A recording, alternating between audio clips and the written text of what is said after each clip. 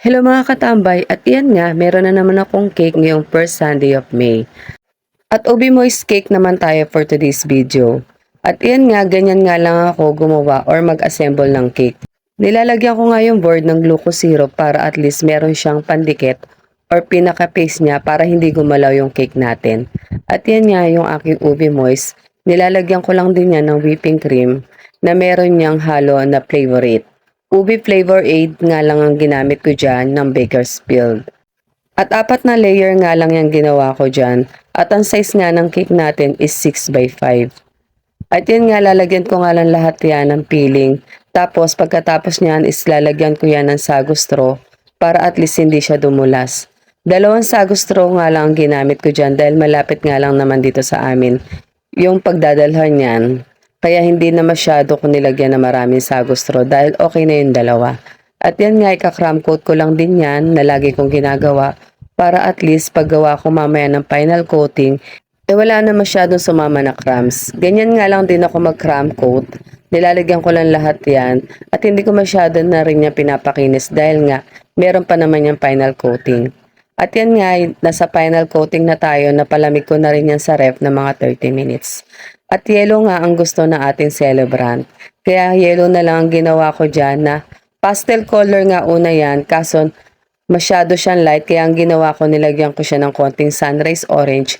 Kaya naging ganyan na yung kulay ng ating cake. At kinis nga lang ang gagawin ko dyan dahil wala naman siya ibang masyadong design. At yung ibabaw niya hindi ko na rin masyadong papakinisin kasi meron naman yung mga cake topper.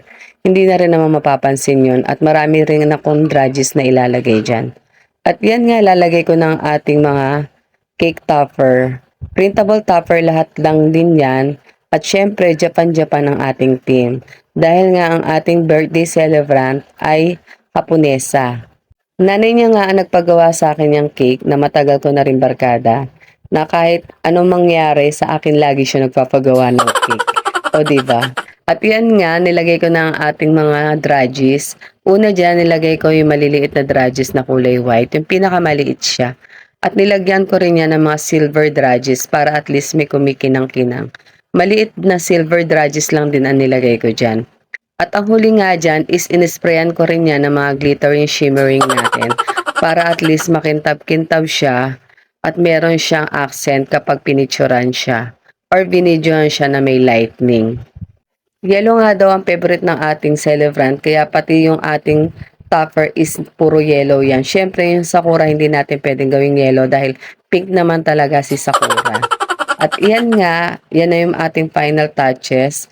At napa-thank you Lord na naman ako dahil nagawa ko na naman yung isang cake. Happy 25th birthday Ate Iko at sana maging healthy ka lagi.